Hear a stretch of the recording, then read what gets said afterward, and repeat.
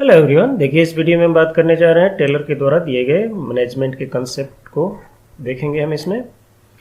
F W Taylor को हम ऐसे जानते हैं father of scientific management. USA में जब इंडस्ट्री में फ्रेडरिक विंसलो टेलर जब वर्क कर रहे थे तो उस टाइम इन्होंने डिफरेंट कंसेप्ट दिए थे मैनेजमेंट को लेकर, और ये साइंटिफिक मैनेजमेंट की बात करते थे, यानी जो भी मैनेजमेंट है वो साइंटिफिक होना चाहिए। दैट्स वाई इन्होंने कंसेप्ट भी दिया था, और वहीं से इनको फादर ऑफ साइंटिफिक मैनेजमेंट कहा जाता है। ये जो कंसेप्ट है ये पब्लिक एडमिनिस्ट्रेशन में भी पढ़ाया जाता है और मैनेजमेंट स्कूल में भी पढ़ाया जाता है। आइए देखते हैं। देखिए, कहता है प्रिंसिपल ऑब्जेक्ट ऑफ मैनेजमेंट, है ना। Principal object of management according to Taylor is to secure the maximum prosperity for employer as well as maximum prosperity for employee, है ना। employer and employee, है ना। employer and employee के लिए जो है prosperity इंश्योर करना है।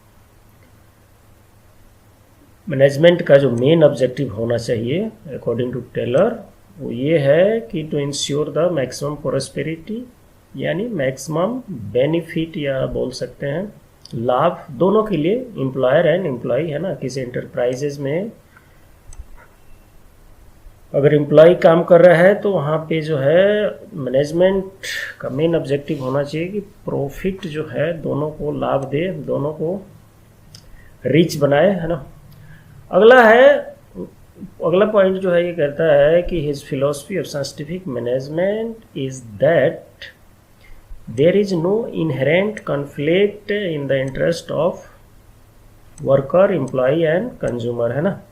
अब देखिए, कोई इंटरप्राइजेस है, चाहे वो सर्विस प्रोवाइड कर रहा है या प्रोडक्ट बना रहा है, तो वहाँ पे 3 लोग होंगे ही होंगे। एक जिसकी कंपनी है यानी जो ओनर है, और दूसरा वर्कर, और तीसरा जो सर्विस को ले रहा है यानी कंज्यूमर, है ना, या प्रोडक्ट को ले रहा है।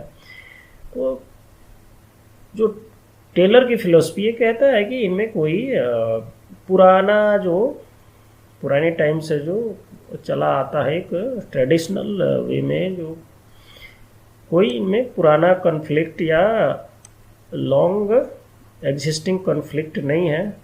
अगला पॉइंट जो है ये कहता है कि primary concern of Taylor was that the result of higher productivity should equally benefit all people. कहने का मतलब है कि जो टेलर का मानना ये है ना, टेलर का मानना है कि अगर हायर प्रोडक्टिविटी है किसी इंटरप्राइजेज में, जहाँ या हायर रेवेन्यू जनरेट हो रहा है किसी इंटरप्राइजेज के द्वारा, तो वहाँ पे सबको फ़ायदा होना चाहिए, वर्कर को भी, एम्प्लॉय को भी और कंज्यूमर को भी। वर्कर को जो फ़ायदा होना चाहिए वो वेज के रूप में होना चाहिए, worker should get higher wage. वैसे ही जो ओनर है ये इंटरप्राइजेज का, उसको जो प्रॉफिट होना चाहिए, ग्रेटर प्रॉफिट होना चाहिए, है ना।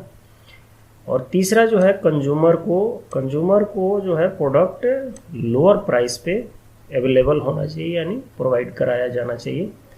तो ये टेलर का एक अपनी थॉट है या कंसर्न है, जिसमें टेलर ने ये कहा है कि there should be the way और there should be objective of management, जहाँ पे हायर प्रोडक्टिविटी का सबको फ़ायदा हो, है ना, इंटरप्राइज के मालिक को भी, वर्कर को भी और कंज्यूमर को भी, है ना।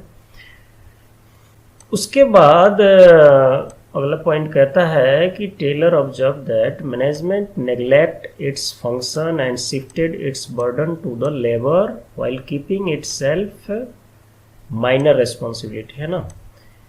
तो टेलर ने ये देखा है कि जो मैनेजमेंट है वो क्या करता है कि जो बर्डन है वो वर्कर पे छोड़ देता है, और अपने पास जो माइनर रिस्पॉन्सिबिलिटी है यानी हल्की फुल्की जो जिम्मेवारी है उसको रखता है अपने पास और बाकी जो बर्डन है वो वर्कर या लेबर पे छोड़ देता है, जबकि ऐसा नहीं होना चाहिए। टेलर का कहना है, he advises that management should take responsibility for determining standard, planning work, organizing, controlling, devising incentive scheme, है ना।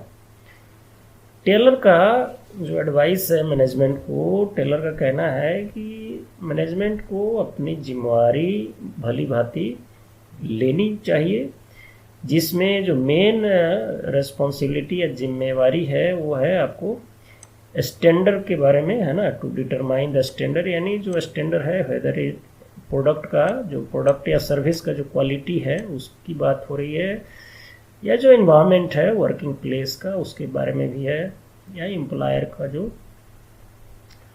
चीज़ें दी जा रही है, एम्प्लॉय को जो चीज़ें प्रोवाइड कराई जाती हैं उसके बारे में भी, मतलब एवरीथिंग शुड बी, उसका जो क्या स्टैंडर्ड होना चाहिए, नहीं क्वालिटी होनी चाहिए। फिर उसके बाद वर्क की प्लानिंग होनी चाहिए, फिर उसके बाद ऑर्गेनाइजिंग, है ना। कोई इंटरप्राइजेज है तो उसको वेल ऑर्गेनाइज मैनर में वेल प्लेस्ड होना चाहिए। जो भी लेबर या जो एरिया ऑफ फंक्शन है वो तभी अच्छे से कोऑर्डिनेट होगा अगर वो वेल ऑर्गेनाइज होगा, वेल प्लेस्ड होगा। उसके बाद आता है कंट्रोलिंग, है ना। कंट्रोलिंग में आपको सब कुछ आ जाता है, giving order to receiving report and everything, all process जो है उसको कंट्रोल करना, जो भी किसी इंटरप्राइजेज या सेक्टर में हो रहा है, वेदर इट इज़ पब्लिक और private.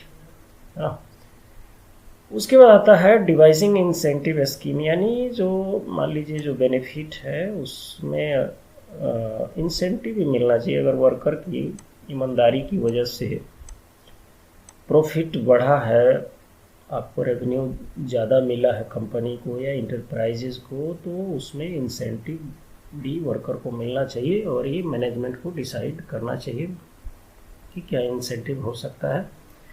So this is about concept of management given by F.W. Taylor. अगले टॉपिक जो है हमारा प्रिंसिपल ऑफ साइंटिफिक मैनेजमेंट होगा, जो कि टेलर ने दिया है। सो स्टे ट्यून और हमें सब्सक्राइब कीजिए। और आपको अगर कोई टॉपिक समझ में नहीं आता है या आप चाहते हैं कि इस टॉपिक पे हम वीडियो लाएं, तो कमेंट में ज़रूर बताएं हमें, है ना। आप अगर कमेंट में बताएंगे कि किस टॉपिक पे आपको दिक्कत है या किस टॉपिक को आप पढ़ना चाहते हैं, तो कमेंट में ज़रूर मेंशन कीजिए, हम आपके लिए उस टॉपिक पे वीडियो लाएंगे। So keep learning, good luck, thank you.